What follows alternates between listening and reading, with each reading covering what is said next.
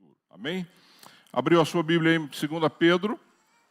Quem estava aqui domingo passado e estudou comigo a carta de 1 Pedro? Levanta a mão, só para eu ter uma ideia. Isso, grupo bom. Então você vai ter muita facilidade em entender a segunda carta que Pedro então escreve.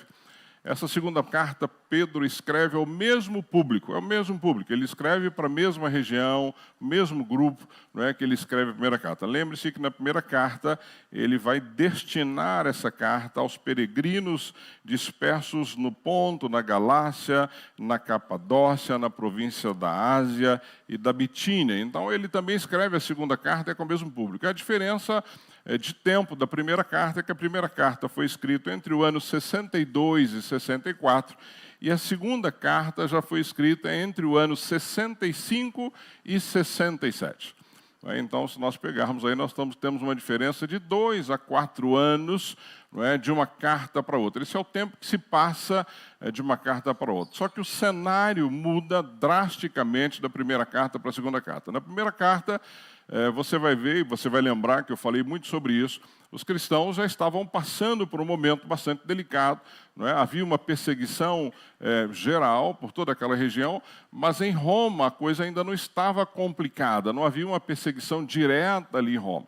Não é? Nós estamos falando aqui que Pedro está em Roma, Paulo também, tudo indica que neste mesmo momento Paulo está em Roma, não é? Lembra que ele está numa prisão domiciliar em Roma, aguardando para ser julgado. Então, tudo indica que Paulo está ali junto com Pedro, talvez junto não, mas vivendo em Roma, não é? Encontrando com certeza, Pedro e Paulo se encontraram em algumas ocasiões, mas não juntos, estavam ali fazendo o mesmo trabalho, expansão do Evangelho, mas estavam nessa região. Acontece que na segunda carta, essa segunda carta, quando Pedro escreve, eles estão passando por uma intensa perseguição. Não é? Ali em julho do ano de 64, mais precisamente 18 de julho de 64, Nero põe fogo num terço de Roma. Nero, ali no acesso de loucura, ele põe fogo em 3 bairros ao todo. Esse fogo se espalha, Roma tem 14 bairros, 3 são completamente destruídos e 7 bairros são muito abalados com esse incêndio. Nós estamos falando de um lugar onde tinha entre 800 a 1 milhão de pessoas. Então, Nero, no seu acesso de loucura, põe fogo em Roma e aí atinge este público que está ali. 3 bairros destruídos completamente, 7 devastados ou com grandes perdas, portanto, um trecho muito pequeno de Roma não é atingido por esse incêndio de Nero, e Nero então passa a ser acusado pela população de Roma. E ele, claro, ele tinha que jogar a culpa em alguém, e ele joga a culpa nos cristãos. Então Nero diz que os cristãos colocaram fogo em Roma. Então, neste momento, não é, quando Pedro escreve essa carta, os cristãos estão ali sendo perseguidos em Roma. E não era uma perseguição simples, não.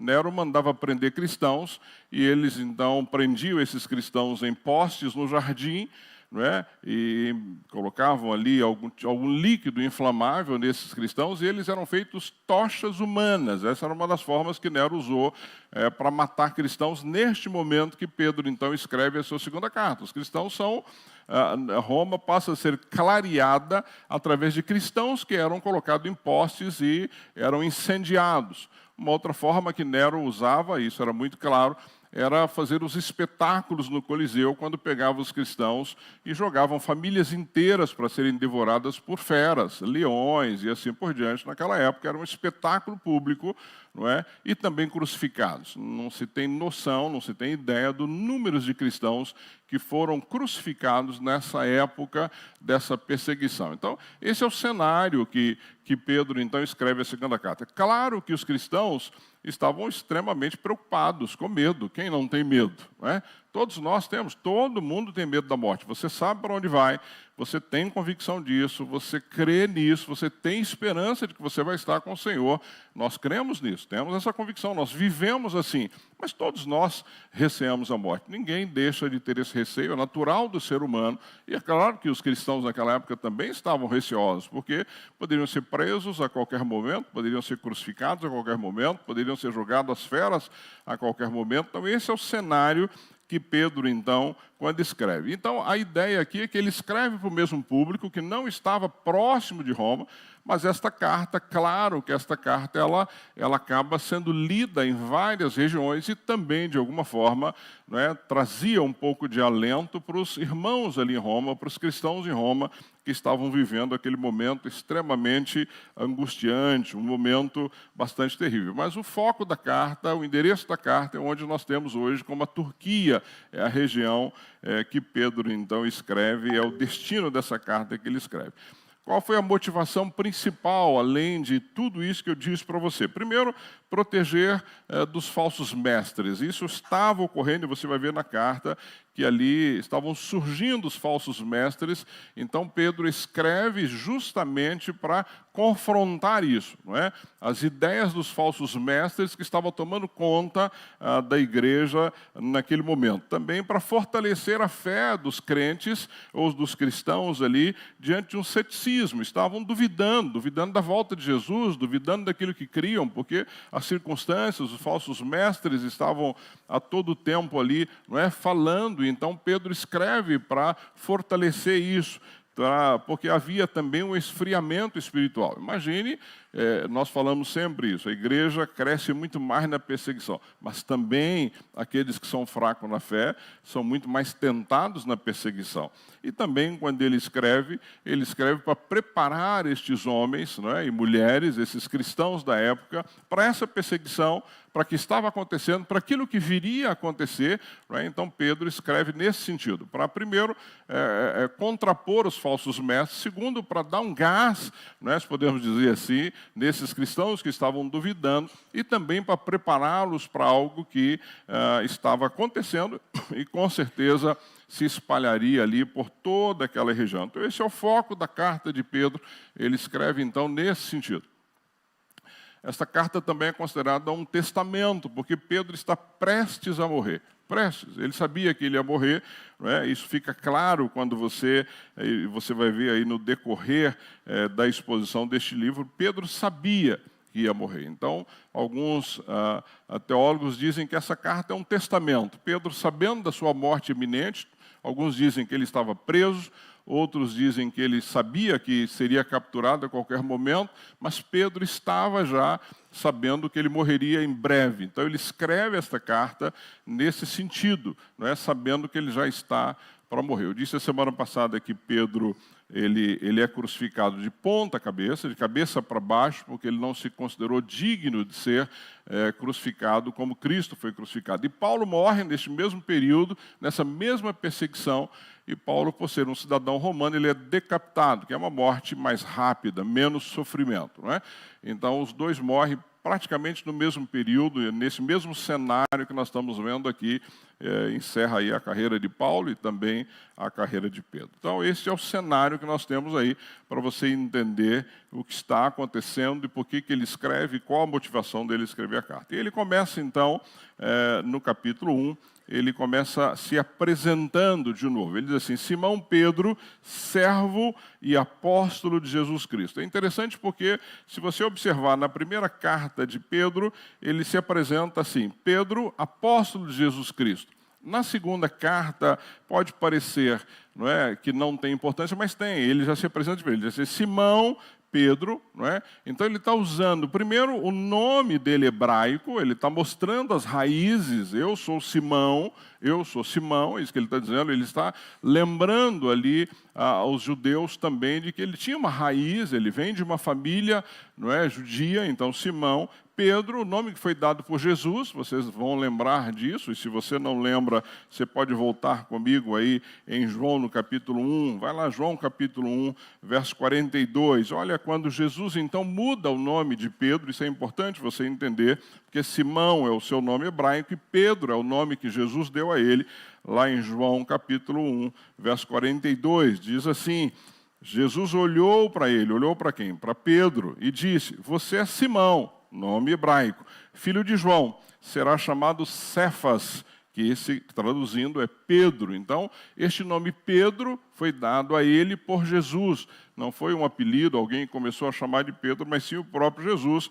E se você for lá em Mateus, não é? Voltar um pouquinho aí, se você for lá em Mateus, no capítulo 16, verso 18, você vai ver que Jesus está dizendo para Pedro, deixando claro que Pedro seria um dos líderes da igreja, não é? Seria uma das colunas ali da igreja. Mateus capítulo 16, você pode ler comigo a partir do verso 17 para você entender melhor.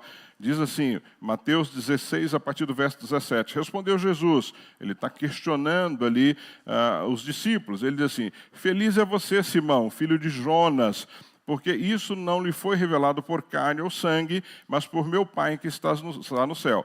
E eu lhe digo que você é Pedro, e sobre esta pedra edificaria a minha igreja, e as portas do Hades, do inferno, não poderão vencê-la. E ele vai dizer que ele vai lhes dar as chaves do reino, e assim por diante. Ou seja, ele está dizendo para Pedro ali que Pedro, este homem, seria um dos líderes da igreja.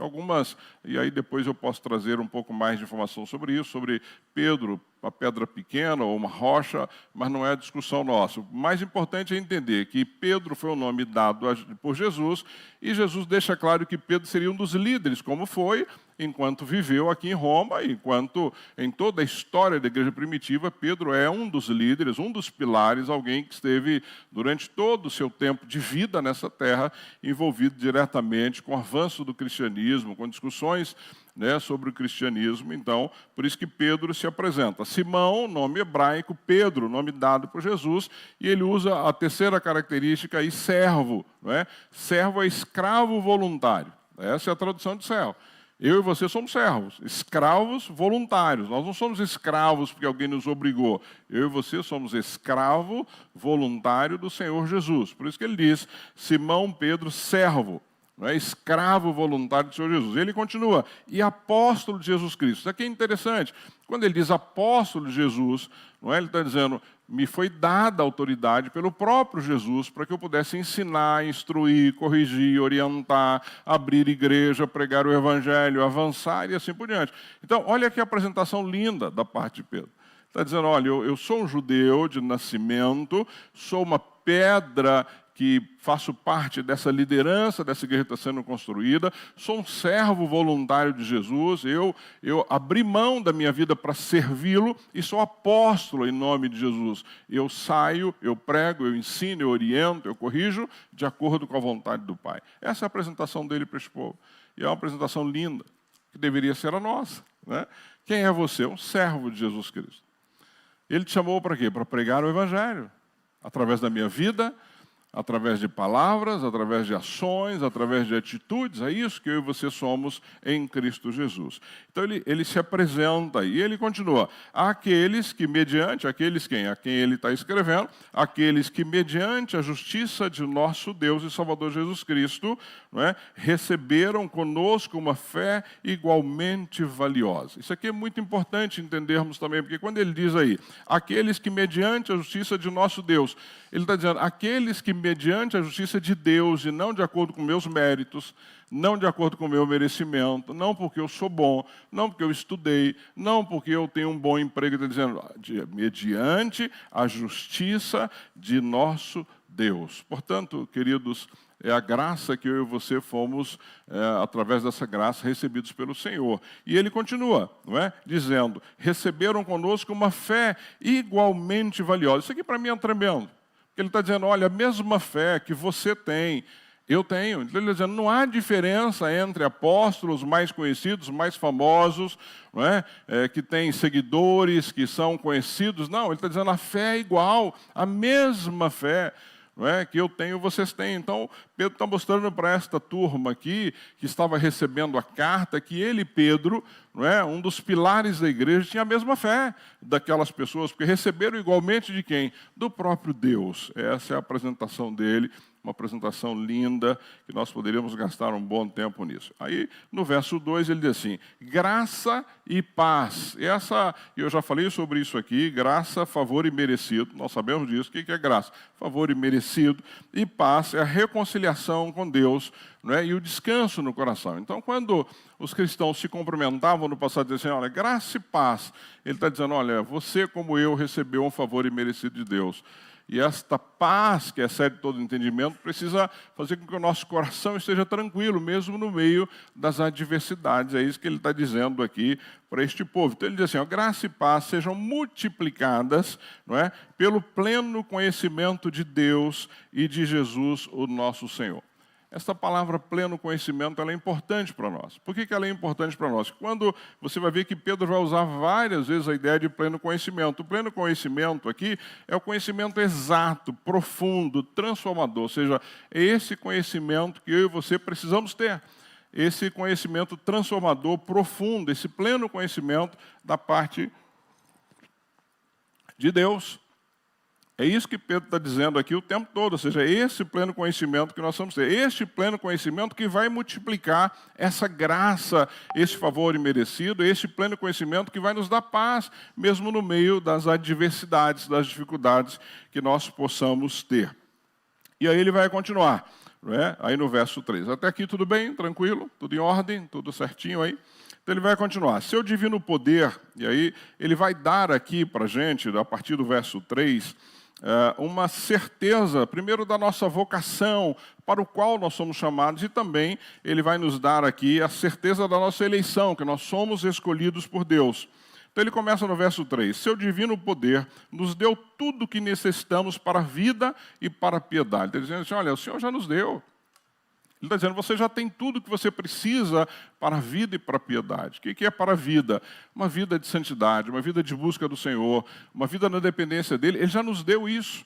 E nos deu também para a piedade, ou seja, uma vida piedosa, uma vida que se olha para as pessoas com outro entendimento, com outro sentimento, que você vive na dependência de Deus por meio, ele continua, do pleno conhecimento. De novo, ele está dizendo, desse conhecimento exato de quem Ele é. De quem esse Deus é, de quem esse Deus é que nos formou. E ele continua dizendo, daquele que nos chamou para a sua própria glória e virtude. E ele continua, desta mesma maneira, ele nos deu as suas grandiosas e preciosas promessas para que por elas vocês se tornassem participantes da natureza divina e fugissem da correção ou da corrupção que há no mundo, causado pela cobiça. Ou seja, ele nos deu esperança. É o que ele está dizendo. Ele nos deu a sua grandiosa e preciosas promessas. Imagina você no meio de uma perseguição, no meio de uma situação de caos, como eles estavam vivendo, no meio de uma perseguição que você podia ser morto. Ele está dizendo assim, olha, creia nas promessas. Ele já te deu essas promessas que são grandiosas, de que você vai viver com Ele por toda a eternidade, que a tua vida não encerra nesta terra, que este corpo terreno ele vai passar. Não é? É isso que Pedro está dizendo. Ele está motivando essas pessoas a continuar firme. Ou seja, é a mesma motivação para mim e para você nos nossos dias. Está dizendo, olha, o que está acontecendo aí no mundo, todas essas desgraças estão acontecendo, guerra aqui, perseguição ali, terremoto, não é? Como vimos aí essa semana, dizendo, isso é uma situação que vai continuar acontecendo no mundo, mas nós precisamos viver de acordo com essas gloriosas promessas de Deus para mim e para você. É isso que ele está colocando. E isso nos leva, à medida que nós temos plena convicção disso, isso nos leva a fugir da corrupção que há no mundo, causado pela cobiça. De novo, Pedro está usando a palavra cobiça que ele usou na primeira carta. Cobiça é algo que nós temos que tomar muito cuidado, ou seja, cobiçar aquilo que não deveríamos cobiçar, ou olhar para aquilo que não deveríamos ter, ou buscar aquilo que não precisamos, isso é cobiça. Viver de uma forma não satisfeito com aquilo que Deus tem me dado. É isso que ele está dizendo aqui, nós temos que fugir absolutamente disso. E aí no 5 ele vai dizer assim, por isso mesmo, empenhe-se. E aqui, queridos, a palavra empenhar é fazer um esforço. Aqui a palavra empenhar é fazer com que isso aconteça, ou seja, é tomar iniciativa para que isso aconteça. Então, se você está trabalhando em algum lugar, a pessoa diz assim, olha, Alexandre, você tem que fazer essa tarefa, por exemplo, empenhe-se para fazer isso bem. Ou seja, há necessidade de um envolvimento, a necessidade de você tomar a iniciativa, de se preparar para isso. E ele está mostrando exatamente isso. Ele está dizendo, por isso mesmo, empenhe-se para acrescentar.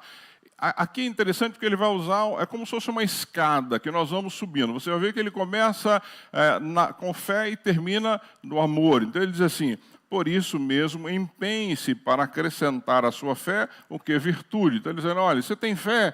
Acrescente à sua fé virtude, seja uma pessoa virtuosa. E ele continue, a virtude, acrescentou virtude, acrescente conhecimento, busque mais conhecimento, estude, vá atrás, pesquise, saiba o que está acontecendo à sua volta. E ele diz aí no 6, ao conhecimento, domínio próprio, ou seja, ser alguém de condomínio, que não perde a paciência, que não se ira facilmente, que tem domínio sobre aquilo que está falando, não é? Para que você não se perca com isso. E ele vai continuar, ao domínio próprio, a perseverança, ou seja, persevere, não desanime.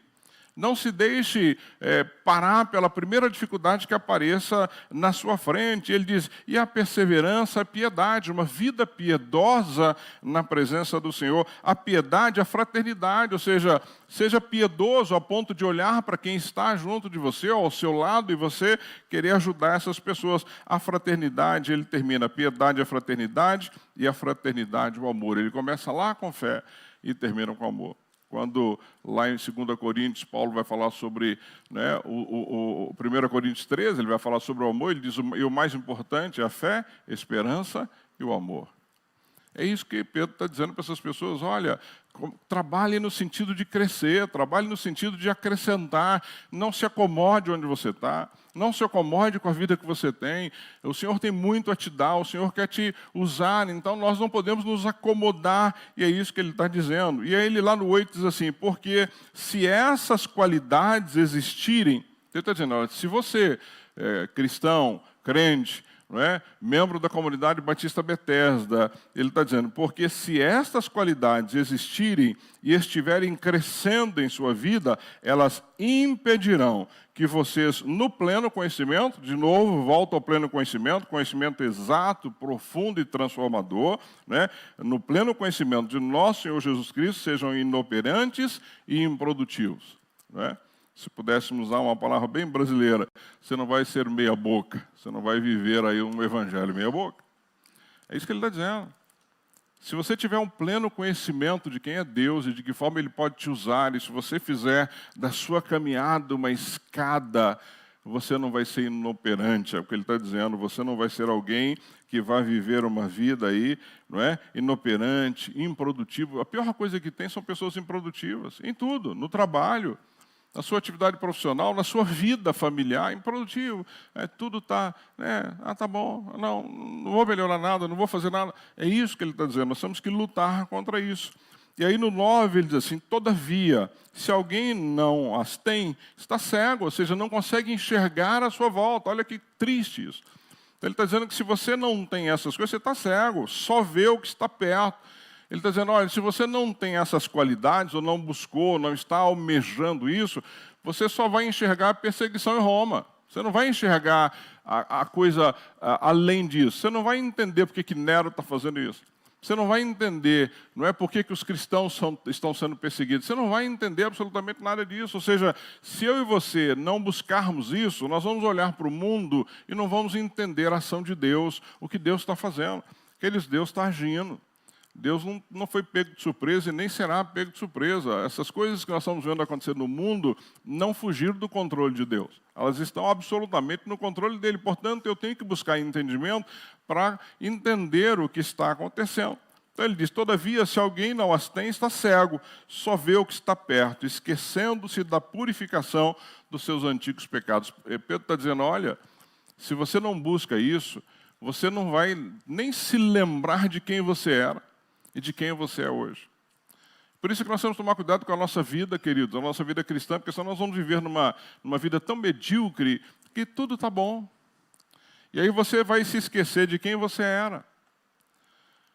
Você vai se esquecer de para onde você estava indo. Você vai se esquecer de onde o Senhor te tirou e para onde Ele te trouxe. Por isso é que nós precisamos buscar isso, nós precisamos crescer. Crente que não cresce, fica estagnado. Crente que não cresce no conhecimento, na busca do Senhor, nesse pleno conhecimento do Senhor, é reclamão, murmura o tempo todo, nada está bom, está sempre insatisfeito. Porque ele não cresce, ele está estagnado, ele para. É tão ruim quando você encontra alguém, né, crente que você não vê há muito tempo, você olha e fala assim, está a mesma coisa, às vezes piorou, né? Às vezes regrediu, isso é ruim. Né? Amado, o Senhor quer nos dar conhecimento, o Senhor quer nos dar intimidade com Ele nos criou para isso. Portanto, se você quiser, Ele vai te dar condições de crescer, de aprimorar. Eu gosto muito quando vejo pessoas fazendo algo que vai além da sua capacidade, pelo menos na forma de pensar, e Deus vai capacitando, Deus vai agindo, porque Ele tem maior interesse em nos dar isso. E aí ele conclui esse bloco que vai dos versos 3 até aí o verso 11, ele diz assim, portanto, irmãos, de novo ele usa a palavra empenhe-se. E eu quero que você guarde isso. As coisas na tua vida, elas não vão acontecer porque você acordou e falou, hoje vai tudo acontecer. Empenhe-se. Busque aprimorar-se. Ele diz, portanto, irmãos, empenhe-se ainda mais para consolidar o chamado e a eleição de vocês. Ele está dizendo assim, irmãos, quem vocês eram? Efésios diz isso, quando nós vamos lá Efésios 1:4, porque Deus nos escolheu nele, antes da criação do mundo, para sermos santos e irrepreensíveis na sua presença. Então, o que Pedro está dizendo para eles aqui? Portanto, irmãos, empenhe-se ainda mais para consolidar o chamado, né? E a eleição de vocês. Está dizendo, olha, o Senhor os elegeu, o Senhor os chamou e os salvou por um propósito, para que vocês fossem santos e irrepreensíveis na presença dele. É isso que ele está dizendo. Se você observar a primeira carta de Pedro, não é, ele vai deixar isso muito claro quando ele diz assim, Pedro, apóstolo de Jesus Cristo, aos eleitos de Deus. E eu falei sobre isso na minha mensagem anterior. Então, o que Pedro está lembrando para esses irmãos aqui neste bloco é que você precisa se empenhar para consolidar o chamado à eleição de você. Ou seja, o Senhor te chamou com um propósito. Chamou Alan, chamou Carol, chamou André, chamou Wilde, cada um de nós. Ele chamou com um propósito específico. E, portanto, o empenho tem que ser seu. É você que tem que se empenhar para isso. É você que tem que se empenhar para fazer curso. É você que tem que se empenhar para ler mais. É você que tem que se empenhar para ter o seu devocional diário. É você que tem que se empenhar para orar mais. É isso que Pedro está dizendo. Então Pedro está dizendo assim, olha, vocês foram chamados, vocês foram eleitos. Portanto, entendam que vocês precisam se empenhar, não é para justificar, não é? Mas é para entender o que Deus vai fazer através da sua vida. E é isso que Deus quer fazer com a minha vida e com a sua vida. É isso que Pedro está lembrando esse povo. Vocês estão sendo perseguidos, vocês estão no meio de uma situação complicada, vocês estão passando por um momento difícil, mas lembrem-se, foi o Senhor que os elegeu, foi o Senhor que os chamou, foi o Senhor que os trouxe para perto dele, é Ele que vai capacitar vocês. Agora, vocês precisam se empenhar. Vocês precisam se empenhar. Uma das coisas que nós fizemos aqui durante os cursos, e temos aí o curso de guerreiros, curso da mesa, vários cursos que a gente tem ministrado aqui na igreja. E todos eles chamam você a ter uma vida mais próxima do Senhor. Todos eles te chamam a ler mais, a ter uma vida diária na presença do Senhor. Sem empenho, gente. Sem empenho. Sexta-feira é minha folga. Eu começo a minha sexta-feira no escritório de casa, lendo a Bíblia, estudando a Bíblia. É minha folga. Mas não é a minha folga de Deus. Não é a minha folga do meu relacionamento com Ele. É a minha folga de outras coisas. Hoje eu acordei 6 da manhã e eu já estava no escritório dando mais uma repassada na mensagem. Isso é vital para a minha vida. Não é porque eu sou pastor, não. Eu preciso disso para a minha caminhada cristã. Esse é o empenho que Pedro está dizendo aqui para os irmãos que nós precisamos ter. Nós nos empenhamos em tantas coisas, não é? Eu tenho coisas que eu me empenho na minha vida que, poxa, eu quero fazer. Eu estou empenhado em continuar jogando vôlei. A Toninha está empenhada em me fazer parar. E eu continuo jogando. Né? Meu irmão, a coisa tá feia. Mas eu gosto e eu me empenho com todas as dificuldades.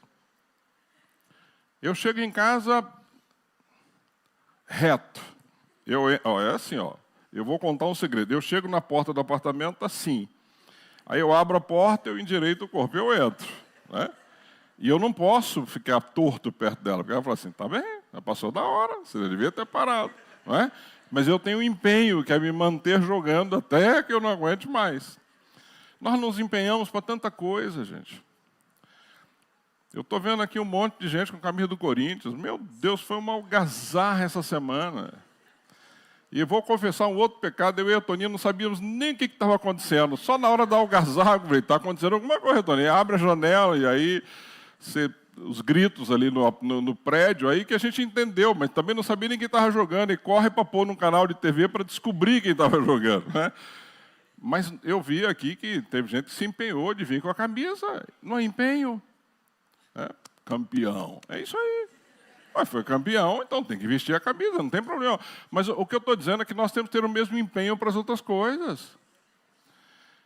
Não tem nada de errado você se empenhar para aquilo que você gosta de fazer, absolutamente nada de errado, mas eu preciso ter o mesmo empenho. Isso que Pedro está dizendo aqui, olha, empenhe-se, porque o Senhor os elegeu, Ele os escolheu antes da fundação do mundo, Ele quer ter relacionamento com você, você precisa ter um pleno conhecimento dEle, é isso que Pedro está dizendo aqui para esse povo, para mim e para você. Então nós temos que ter esse empenho. Nós temos que buscar isso, nós temos que investir tempo nisso. Não vai acontecer do nada. Não vai acontecer do nada. E aí ele termina dizendo exatamente isso. Ele diz aí no verso 11, e assim vocês estarão ricamente providos quando entrarem no reino eterno de nosso Senhor e Salvador Jesus Cristo. Ricamente provido significa que você tem o que apresentar, queridos. Você está salvo, eu creio nisso. Você e eu vamos estar com o Senhor por toda a eternidade, eu creio nisso. A diferença é o que eu vou apresentar para Ele. Senhor, mas o Senhor viu que rapaz, no dia do jogo, eu estou cedinho lá, pronto para assistir o jogo. Não é assim? Amém. Mas, Senhor, eu amo o Senhor, amo a Sua palavra, eu amo pregar, eu amo ajudar pessoas, eu amo evangelizar, eu amo levar pessoas a Cristo, eu amo. É isso que nós precisamos, esse é o empenho. Porque, queridos, nós não estamos passando por uma perseguição igual esse povo aqui estava passando. Quando eu fico olhando para aquilo que Pedro está dizendo, e nós vamos ver aqui a partir do verso 12, que ele diz assim, por isso sempre terei cuidado de lembrar-lhes essas coisas. Olha que interessante, Pedro aqui é um sentido de urgência. Pedro está dizendo assim, olha, eu expliquei tudo isso para vocês, eu lembrei tudo isso a vocês, mas por isso é que eu sempre terei o cuidado de lembrar essas coisas a vocês, se bem que vocês já sabem e estão solidamente firmados na verdade que receberam.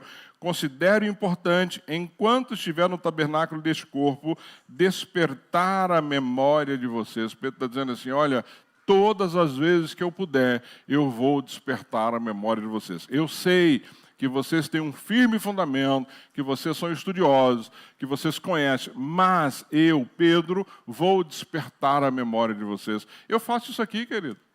Qual que é a minha parte como pastor dessa igreja? Está o tempo todo aqui falando para você, ó, acorda, não esmoreça, ore, leia a palavra, põe teu joelho no chão, tenha tempo com Deus, faça o teu devocional, faça curso, cresça, não fique estagnado. É isso que Pedro está dizendo para esse povo aqui. E o mais incrível é que ele continua no verso 14, que ele diz assim no 14, porque sei que em breve deixarei este tabernáculo, como nosso Senhor Jesus Cristo já me revelou. Pedro sabia que ia morrer. Será que se eu e você soubéssemos que íamos morrer nos próximos dias, nós teríamos urgência em escrever cartas para evangelizar pessoas? Porque é isso que Pedro está fazendo. Ele sabia que ia morrer. Paulo estava em prisão escrevendo cartas, desesperado para escrever e enviar, para alcançar o máximo de pessoas. E são homens que tinham convicção de para onde eles iam, com certeza. Então, aqui a urgência de Pedro, aqui é uma urgência pastoral. Eu sei que eu vou morrer, eu sei que este corpo aqui está na sua reta final, então eu preciso alertar. Cuidado, não esmoreça, cuidado, busque o Senhor, cuidado, persevere na sua vida. É isso que ele está dizendo. E o mais incrível, ele sabia, porque Deus já havia falado para ele. Eu não quero que o Senhor me fale quando eu vou morrer. Porque eu não sei como é que seria o meu coração, o meu sentimento nisso. Mas Pedro sabia. Porque ele escreveu isso aqui. Deus já tinha dito para ele. Ele morreu mesmo. Nós sabemos que ele morreu. E logo depois. Mas ele está escrevendo. Ele está alertando pessoas. Ele está dizendo, olha, cuidado. E ele continua aí. Não é? Olha o 15. Eu me empenharei. Ele usando a mesma palavra, o mesmo empenho que ele perde para os irmãos, ele está dizendo assim, eu, Pedro, me empenharei para que também, depois da minha partida, vocês sejam sempre capazes de lembrar destas coisas. Está dizendo, mesmo depois que eu tiver partido, eu quero deixar de tal forma que vocês continuem a lembrar dessas coisas. E aí no 16 ele vai falar algumas dessas. De fato, no 16, não seguimos fábulas enganosas inventadas. Aqui é um alerta. Pedro está dizendo, olha, meus irmãos, tem falsos mestres aí entre vocês, estão inventando coisas. Ele foi, nós não seguimos fábulas enganosamente inventadas. Queridos, olha para a nossa realidade hoje. Olha para a nossa realidade evangélica hoje no Brasil e no mundo. Estão inventando coisas para atrair pessoas. Fábulas, mentiras, contos. E as pessoas estão entrando nessa, por falta do pleno conhecimento do nosso Senhor Jesus Cristo. É isso que Pedro está dizendo. As pessoas inventam e o povo vai. As pessoas inventam e o povo está lá. As pessoas inventam e o povo segue. E é isso que Pedro está alertando. E ele continua dizendo aí, olha, de fato, no 16, não seguimos fábulas enganosamente inventadas quando lhes falamos a respeito do poder e da vinda do nosso Senhor Jesus. Ele está dizendo assim, olha, nós não estamos inventando nada com relação à volta do Senhor Jesus e do poder dele. Por que ele está dizendo que eles não estão inventando? Olha a sequência. Ao contrário, nós fomos testemunhas oculares da sua majestade. Está dizendo, queridos, eu não preciso inventar absolutamente nada. Eu fui testemunha dessa majestade do poder de Deus. Vai comigo lá em Mateus, no capítulo 17. Volta a tua Bíblia aí em Mateus 17, você vai ver por que ele está dizendo isso. Mateus 17, 18.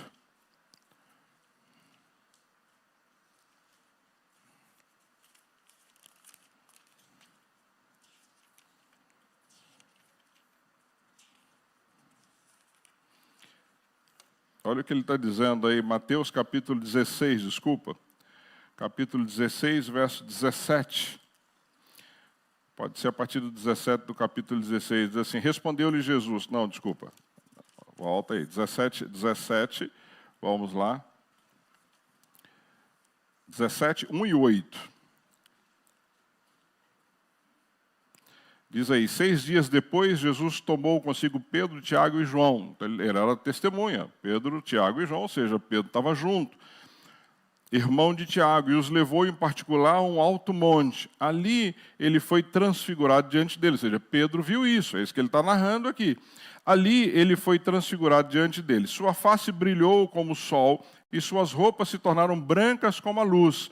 Naquele mesmo momento apareceram diante deles Moisés, Elias e Elias conversando com Jesus. Então Pedro disse a Jesus, Senhor, é bom estarmos aqui. Se quiseres, farei 3 tendas, uma para ti, uma para Moisés e outra para Elias. Enquanto ele ainda estava falando, uma nuvem resplandecendo os envolveu, e dela saiu uma voz que dizia, este é o meu filho amado de quem me agrado, ouçam-no.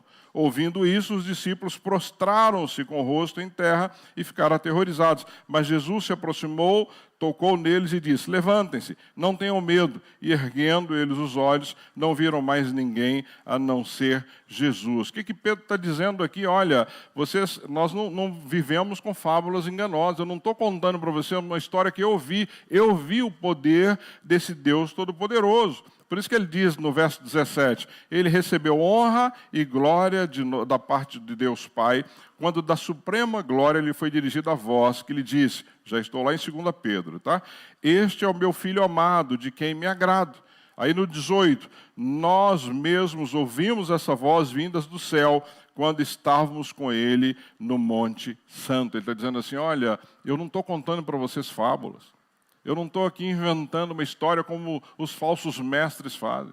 Eu não estou aqui contando algo para vocês como alguns estão aí inventando para ter, não é, seguidores. Eu vi, eu presenciei, eu estava lá quando isso aconteceu. Portanto, eu estou falando do poder daquele que eu vi, daquele que eu acompanhei, daquele que eu presenciei. Não é? E aí ele continua no 19. Assim temos ainda mais firmes a palavra dos profetas, e vocês farão bem se a ela prestarem atenção, como uma candeia que brilha em um lugar escuro, até que o dia clareie e a estrela da alva nasça no coração de vocês. Está dizendo assim, lembrem-se, não é, daquilo que foi profetizado, daquilo que homens sérios usados por Deus falaram sobre a vinda do Senhor Jesus. E ele continua no 20. Antes de mais nada, saibam que nenhuma profecia da Escritura provém de interpretação pessoal, pois jamais a profecia teve origem na vontade humana, mas homens falaram da parte de Deus, impelidos pelo Espírito Santo. Um alerta que ele está dizendo. Então, tomem cuidado com as profecias, porque elas não vêm da cabeça do homem. Quando elas são de Deus, elas são impelidas pelo Espírito Santo. E hoje, queridos, tem profecia até pelo WhatsApp. Né? Você manda um Pix e recebe uma profecia. E dependendo do que você quer, o valor do Pix muda. Depende do que você quer receber da parte de Deus. É isso que Pedro está dizendo. Estão inventando moda e vocês estão entrando nisso porque falta o pleno conhecimento de Deus. Falta o pleno conhecimento de Deus. Então, o que Pedro está nos alertando é que nós precisamos ter um pleno conhecimento de Deus para não sermos enganados por essas situações que nós estamos vivendo aí, não é? No dia a dia. E não é diferente dessa época porque nós estamos vivendo hoje. Qualquer um de vocês aqui, qualquer um, querido, você olha hoje na internet, nos videozinhos por aí, é um negócio assustador. E o mais incrível, tem milhares e milhares e milhares e milhares de pessoas seguindo, acompanhando, aplaudindo. É de Deus? Não é de Deus. Não é de Deus. E aí no capítulo 2, ele vai falar especificamente desses falsos mestres que estavam ali na igreja, fazendo um grande estrago na igreja. Então Pedro usa o capítulo 1, queridos, para fortalecer, para lembrar, para trazer à memória, para exortar os crentes em Cristo Jesus, mostrando quem eles eram, qual era a vocação, por que eles foram chamados, quem estava cuidando deles. Então, Pedro é muito inteligente, porque ele traz isso. Ele primeiro mostra exatamente quem era, quem você é, quem está cuidando de você, o que você precisa fazer, como você tem que caminhar, para depois ele te mostrar o falso mestre. Porque quando ele te mostra o falso mestre, você consegue entender, então, o que é falso e o que é verdadeiro. E aí, no capítulo 2, eu não vou ler o capítulo 2 inteiro, porque de fato aí você pode ler na sua casa, mas ele vai tratar sobre isso. Eu vou ler só alguns versos, capítulo 2, verso 1, ele diz assim, no passado surgiram falsos profetas. Então ele está lembrando o povo que isso não é novidade. Né? Se você já estudou o Velho Testamento, o Antigo Testamento, você vai ver que lá existiam falsos profetas. Então, o que ele está dizendo? No passado surgiram falsos profetas no meio do povo, como também surgirão entre vocês falsos mestres. Ele está dizendo, olha, não é novidade, gente. Não é novidade. Surgiu lá atrás, vai surgir hoje. E se Pedro estivesse escrevendo hoje para mim e para você, ele ia dizer assim, olha, vocês sabem que vai surgir entre vocês aí falsos mestres. Então não é novidade o que estava acontecendo. E ele continua, estes introduzirão secretamente heresias destruidoras, chegando a negar o soberano que os resgatou, trazendo sobre si mesmo, repetindo a destruição. Muitos, olha o 2, muitos seguirão os caminhos vergonhosos destes homens, e por causa deles será difamado o caminho da verdade. Em sua cobiça, tais mestres os explorarão com histórias que inventaram. Há muito tempo a sua condenação paira sobre eles e a sua destruição não tarda. E a gente vê acontecer nos dias de hoje. Está aí, daqui a pouco, alguma coisa, você fala, nossa, mas era tão bonitinho, né? Falava tão bonitinho, era tão... Não é? Mas não resiste. Não é? E de que forma que nós temos que confrontar isso? Indo para a palavra, tendo as Escrituras, indo para aquilo que é verdadeiro e não para aquilo que estão falando, conferindo. Nós estamos aqui estudando um livro inteiro. Nós estamos estudando uma carta inteira, verso a verso. E é isso que eu estou fazendo, porque para que você tenha ferramentas para quando alguém disser alguma coisa que não tem nada a ver, você fala, não, meu irmão, você está enganado, não tem nada a ver com a palavra isso aí. Não tem nada a ver com a palavra. Mas nós estamos perdendo isso na igreja, nós preferimos receber as coisas tão mastigadinhas, não é tão mais fácil, né? E aí você está engolindo um alimento que não vai te fazer bem.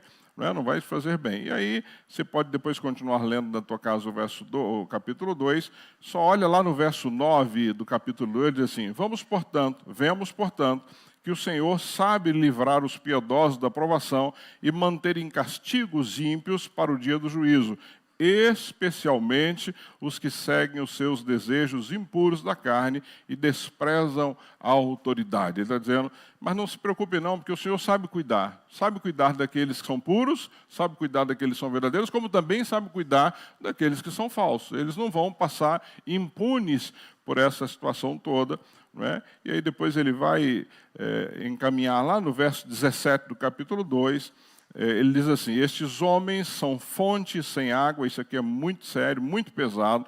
Ele está fazendo aí uma descrição desses falsos profetas. Ele diz assim, esses homens são fontes sem água e névoa, impelidas pela tempestade. A escuridão das trevas lhes está reservada, pois eles, com palavras de vaidosa arrogância e provocando os desejos libertinos da carne, seduzem os que estão quase conseguindo fugir daqueles que vivem no erro. Prometendo-lhes liberdade, eles mesmos são escravos da corrupção, pois o homem é escravo daquilo que domina. Se tendo escapado das contaminações do mundo, por meio do conhecimento do nosso Senhor e Salvador Jesus Cristo, encontram-se novamente nelas enredadas e por elas dominados. Estão em pior estado que no princípio. Teria sido melhor que não tivessem conhecido o caminho da justiça do que, depois de terem conhecido, voltarem as costas para o santo mandamento que lhes foi transmitido. Confirma-se neles o que é verdadeiro provérbio. O cão volta ao seu vômito, e ainda a porca lavada volta a envolver-se na lama. Olha que sério isso. Que descrição pesada que Pedro está fazendo aqui desses falsos mestres e daqueles que se deixam levar pelos falsos mestres. Está dizendo, olha, vocês que já estavam libertos dessa ganância, dessa imoralidade, dessa vida podre, vocês estão indo ouvindo esses falsos mestres, estão voltando para isso. Ele está dizendo, vocês são igual a porca que já foi lavada e volta para o chiqueiro, não é? Para o meio da lama, ou o cachorro que volta, a cachorra que volta para o próprio vômito, ou seja, cuidado, ele está dizendo, cuidado com a vida que vocês estão levando, porque o Senhor já os libertou disso. E se vocês não tomarem cuidado, vocês vão dar vazão ou vão dar ouvidos aos falsos mestres e vão ser como esses animais que voltaram, não é, para a sua antiga vida. É isso que Pedro está dizendo aqui e alertando os irmãos naquela época onde eles estavam. E aí, queridos, me perdoe, nós temos a palavra. Né? Naquela época, esses homens só tinham uma carta. Só tinha uma carta e a memória. Eu e você temos a palavra. Ouviu alguma coisa? Vá consultar. Faz igual os bereanos. Checa. Será que é isso mesmo que está dizendo? Olha o privilégio que eu e você temos. Então, hoje, se você estiver num caminho errado, é porque você escolheu estar no caminho errado, porque não é possível você ainda continuar no caminho errado, tendo acesso à palavra e tudo que ela nos ensina. E aí, o último capítulo da carta 2 Pedro é o capítulo 3, que ele vai falar sobre o dia do Senhor. Isso aqui é muito sério para eu e você entendermos e já ir para o encerramento. Ele diz assim no capítulo 3, amados, esta é agora a segunda carta que lhes escrevo. Em ambas, quero despertar, de novo ele chama aqui a atenção, em ambas quero despertar com estas lembranças a sua mente sincera, para que vocês se recordem das palavras proferidas no passado pelos santos profetas e do mandamento de nosso Senhor e Salvador, que os apóstolos de vocês lhes ensinaram. Ele está dizendo, amados, olha, eu quero, nessa segunda carta, despertar no coração de vocês, na mente de vocês, isso que já foi ensinado, foi falado pelos profetas e os apóstolos ensinaram a vocês. Pula lá para o 8, ele diz assim, não se esqueçam disto, amados, lá no verso 8, para o Senhor um dia como 1000 anos, e 1000 anos como um dia. O Senhor não demora em cumprir a sua promessa, como julgam alguns. Não é? Ao contrário, Ele é paciente com vocês, não querendo que ninguém pereça, mas que todos cheguem ao arrependimento. Dizendo assim, o Senhor não está parado no tempo, Ele não é lerdo, Ele não está aqui perdido, não. Ele só está dando talvez um tempo que Ele é bom e Ele não quer que ninguém se perca. Ou seja, Ele está dando uma segunda chance ou uma chance maior para você, não é? Para que você se arrependa, para que todos cheguem ao arrependimento.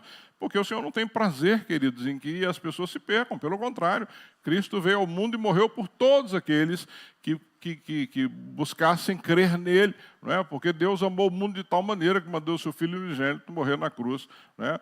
Para que não houvesse perecimento, a não ser aqueles que não queiram, aqueles que não querem um compromisso com o Senhor. E aí no 10 ele diz assim, o dia do Senhor, não é? E o dia do Senhor, aí Joel fala sobre isso, 1 Tessalonicenses, fala que o dia do Senhor chegaria. Então ele diz assim, o dia do Senhor, porém, virá como ladrão. Os céus desaparecerão com um grande estrondo. Os elementos serão desfeitos pelo calor, e a terra e tudo o que nele há será desnudado. Ou seja, olha o que vai acontecer no dia do Senhor. Vai acabar as coisas.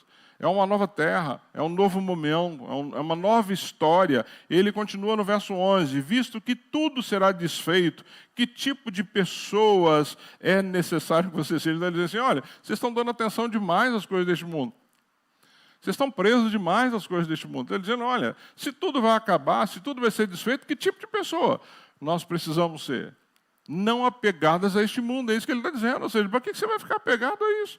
Ah, a minha casa, ah, o meu carro, ah, o meu filho, ah, a minha filha, ah, a minha profissão, ah, a minha carreira. Queridos, ele está dizendo que essas coisas, não é? Visto que tudo isso será desfeito, que tipo de pessoas é necessário que vocês sejam. E aí ele vai nos dar uma orientação muito clara. Vivam de maneira santa e piedosa, esperando o dia de Deus e apressando a sua vinda. Como é que a gente apressa a vinda do Senhor? Pregando a palavra. Como é que a gente apressa a vida do Senhor? Falando para o teu parente que não serve a Jesus, para o teu amigo, para o teu companheiro de trabalho, lá na tua faculdade. É assim que nós apressamos a vinda do Senhor, porque enquanto todos não ouvirem falar dele, ele não vai voltar. É isso que a palavra diz. Naquele dia, os céus serão desfeitos pelo fogo e os elementos se derreterão pelo calor. Todavia, de acordo com a sua promessa, esperamos novos céus e nova terra, onde habita a justiça. É isso que é esperado para mim e para você, querido. Não se apegue a este mundo, não. Não se apegue a essa terra, não. Isso aqui tudo vai passar. Isso tudo vai acabar. Nós vamos ver na nova terra, nós vamos ver no novo céu, nós temos uma promessa do Senhor para a minha vida e para a sua vida, mas não, estamos vivendo aqui como se nós tivéssemos que ficar agarrados a isso aqui, não. Não precisamos viver agarrado a este mundo, não. Precisamos viver uma vida santa e piedosa, aguardando a volta do Senhor. E aí no 14 ele vai dar só uma orientação, né? Portanto, amados, enquanto esperam estas coisas, empenhem-se, de novo, né? A palavra empenhem-se para serem encontrados por Ele, por quem? Por Jesus, em paz, imaculados e inculpáveis.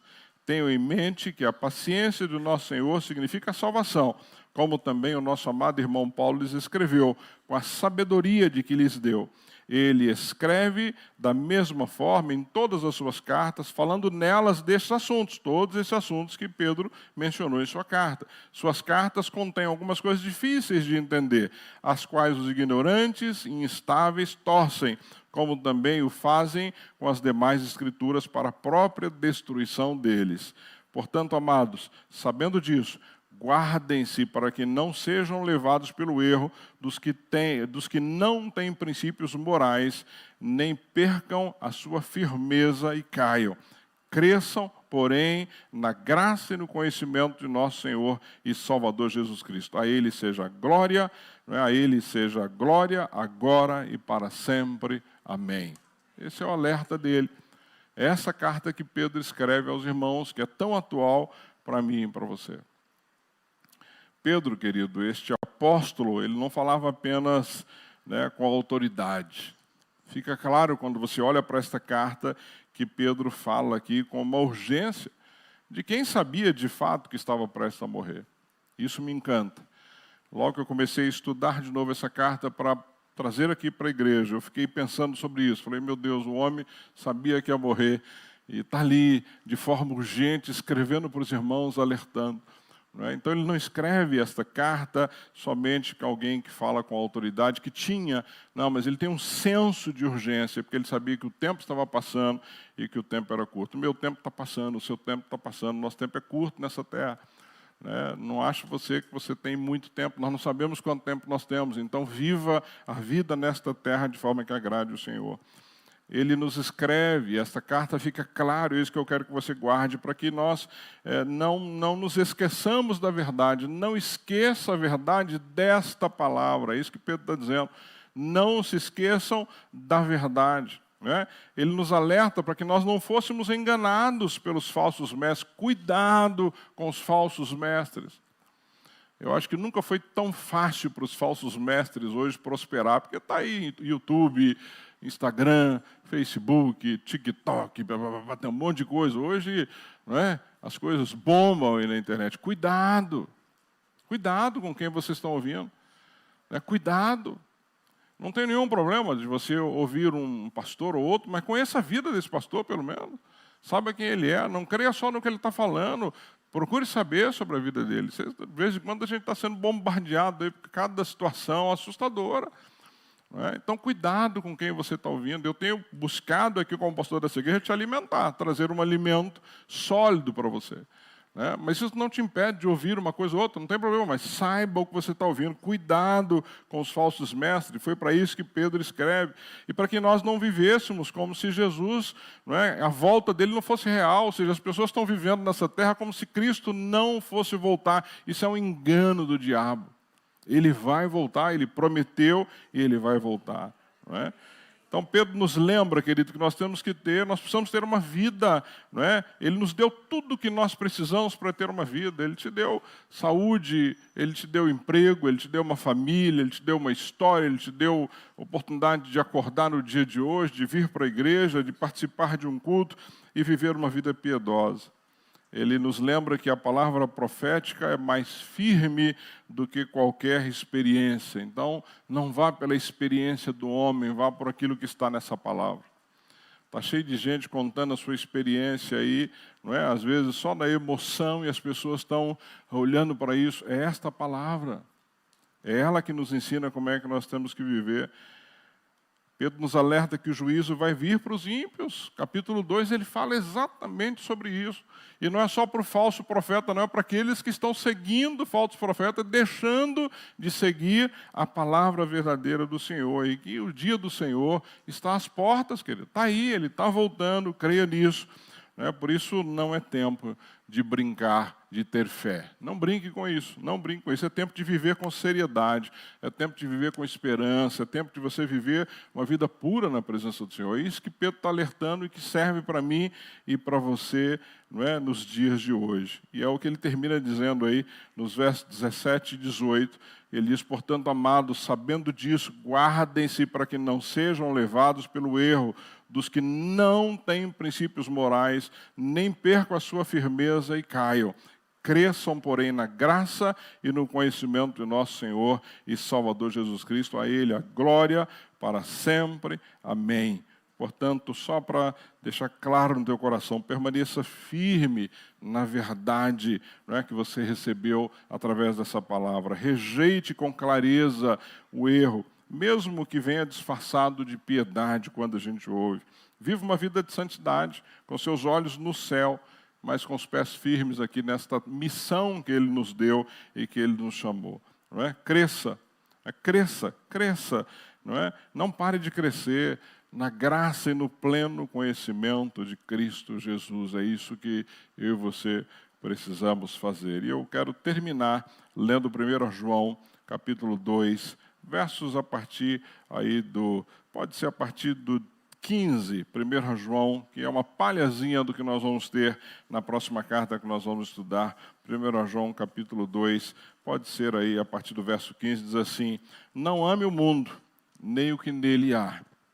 Se alguém ama o mundo, o amor do Pai não está nele, Pois tudo que há no mundo, a cobiça da carne, a cobiça dos olhos, a ostentação dos bens, não provém do Pai, mas do mundo. O mundo e sua cobiça passam, mas aquele que faz a vontade de Deus permanece para sempre. Amém? Amém. Abaixa a sua cabeça. Quero orar contigo. Agradeça a Deus pela palavra dele. Peça a Deus para abrir os seus olhos, não se deixar enganar por esses falsos mestres que aí estão. Peça a Deus para que de fato você possa se empenhar em buscar ser um crente melhor. Peça a Deus para que você possa se empenhar e que Ele coloque motivação no seu coração para você ler mais a palavra, para você estudar mais a palavra, para você ter tempo com Ele. Deus, obrigado, Pai, obrigado por esta carta tão preciosa. Eu não consigo nem imaginar o coração de Pedro quando escreve essa carta, Pai, sabendo que já estava próximo à sua morte. Oh Deus, nós muitas vezes somos tomados por uma enfermidade, por uma dificuldade e nós esmurecemos. Às vezes reclamamos, às vezes murmuramos, às vezes, Deus, ficamos bravos com o Senhor, às vezes perguntamos por que nós, por que está acontecendo conosco. E quando eu olho para um homem como Pedro, que sabia que estava prestes a morrer, ele tem, Deus, um desejo urgente de escrever ao teu povo, à tua igreja, ao teu rebanho, para trazer alertas como esse que nós acabamos de estudar aqui. Oh, Pai, este pleno conhecimento do Senhor que nós queremos ter, da mesma forma que Pedro tinha, que nem a morte o abalava, nem a perseguição de Nero, tudo aquilo que ele passou ao longo da sua história o abalava, porque ele tinha plena convicção de que o Senhor o chamou por uma vida de relacionamento com Ele, pregar o Evangelho, estabelecer a tua igreja nesta terra. Ajuda-nos, Pai, a viver uma vida de fato santa na tua presença, piedosa na tua presença. Ajuda-nos, Pai, a fazer a tua vontade e assim trazer alegria ao teu coração, mas livra-nos, Pai, de uma vida medíocre. Livra-nos, Pai, de vivermos estagnados. Livra-nos, Pai, de não crescermos, como vimos aqui o alerta de Pedro para todos nós. Nós precisamos crescer, Deus, crescer e crescer a cada dia mais, crescer em conhecimento contigo, crescer, Deus, em conhecimento da tua palavra, crescer em intimidade com o Senhor, crescer, Deus, na propagação do teu evangelho, crescer ao abrir as nossas bocas e falar do teu amor, crescer, Deus, em orar por aqueles que precisam te conhecer, crescer, Deus, em testemunhar para aqueles que ainda não te conhecem, os nossos vizinhos, amigos, parentes, aonde quer que estejamos. Que haja no nosso coração a mesma urgência que havia no coração de Pedro, Deus. Que ao olhar para este mundo que está aí, nós possamos lembrar que o dia do Senhor está próximo, está às portas. E nós precisamos, Deus, abrir a nossa boca e falar a respeito disso. Pai, que nós possamos permanecer firmes no Senhor, através desta palavra que recebemos do Senhor. Que nós possamos rejeitar, Deus, com clareza, os erros, os enganos que são colocados a todo instante, Deus, seja na mídia, seja muitas vezes entre aqueles que nós conhecemos, mas que nós tenhamos conhecimento da Tua Palavra de tal forma que nós possamos rejeitar, Deus, estes erros. Mesmo que eles venham disfarçados, como nós temos visto aí, de piedade, de pessoas que amam o Senhor. Ajuda-nos, Pai. Que a nossa vida, de fato, possa ser uma vida de santidade, que o nosso olhar, Deus, esteja no céu, para onde vamos e para onde estaremos com o Senhor por toda a eternidade, mas com os nossos pés, Deus, fincados na missão que o Senhor tem para nós nesta terra. Ajuda-nos nisso, Pai. Que nós possamos crescer e crescer e crescer a cada dia mais na graça e no pleno conhecimento do Senhor. Portanto, ajuda-nos, Pai, enquanto igreja, enquanto povo Teu, enquanto Teu rebanho, a ter a motivação certa na nossa caminhada dia após dia. É assim que eu oro, Deus, pela minha vida, pela vida de cada membro aqui da comunidade batista, por aqueles que não puderam vir, estão em casa, ou aqueles que assistiram posteriormente, Pai, mas ajuda-nos, Pai, que a nossa vida traga alegria ao Teu coração. É assim que eu oro. Agradecidos ao Senhor pelo nosso irmão Pedro, Pai, por essa disposição de escrever algo tão lindo, inspirado pelo Senhor, e que nos abençoa, e que nos alerta, e que nos dá esperança como nessa manhã. Eu oro no precioso nome do Teu Filho Jesus. Amém, amém e amém.